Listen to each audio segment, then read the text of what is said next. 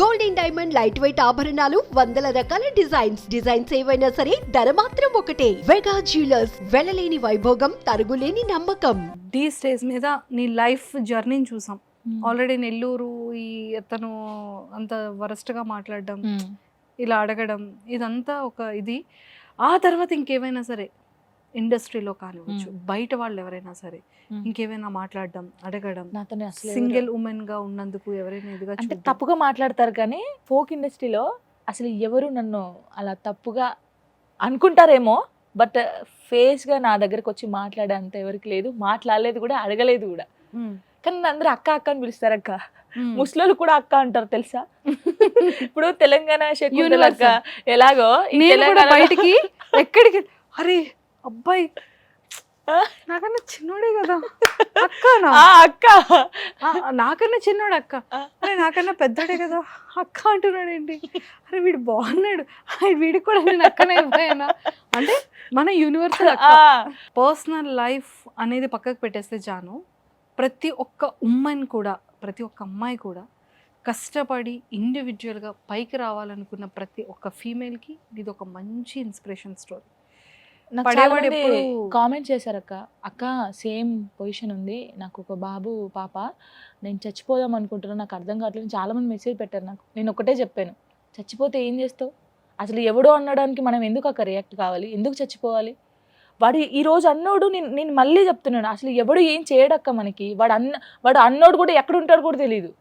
సరే వాడిని ఏమన్నా అందాము, వాడిని తీసుకొద్దాము అని కొడదాము, వాడు ఎక్కడ ఉంటాడో తెలియదు. కొంతమంది ఫేక్ గాళ్ళు ఉంటారు, పక్కనున్న వాళ్ళే పెట్టిస్తారు కూడా. ఎందుకు బాధపడుతున్నావు, ఎందుకు చేస్తున్నావు, రేపు నీ కూతురు కొడుకే నిన్ను చూసి మా మమ్మీ ఇంత కష్టపడి మమ్మల్ని పెంచిందని నీలాంటి వాళ్ళకి చాలా మందికి హెల్ప్ చేస్తారు వాళ్ళు.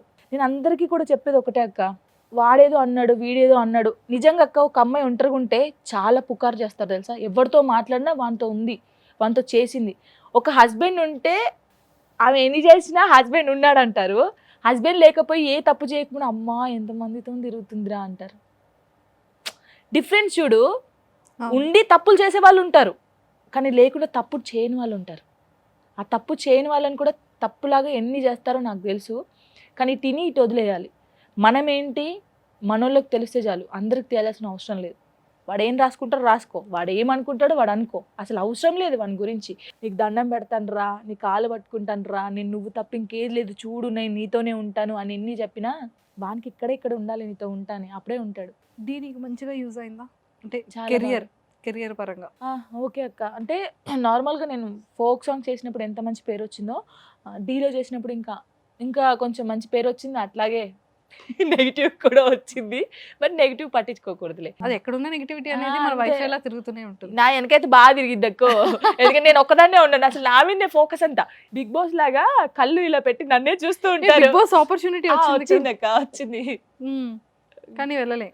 అసలు వెళ్ళనక్క, వెళ్ళను కూడా. సో ఒక ఫోక్ డాన్స్కి నీకు ఎలా ఉంటుంది ప్యాకేజ్? అంటే నార్మల్గా కొంతమంది ఇస్తారు, అంటే చెప్పకూడదు మేబీ. ఓకే, ఫస్ట్లో ఇంత ఉందనుకో, తర్వాత ఇంత అయింది, తర్వాత ఇంత అయింది. సో యూట్యూబ్ ఛానల్ ఉంది? నాకుంది, ఓన్గా ఉంది. దాని నుంచి రెవెన్యూ బాగా వస్తుందా?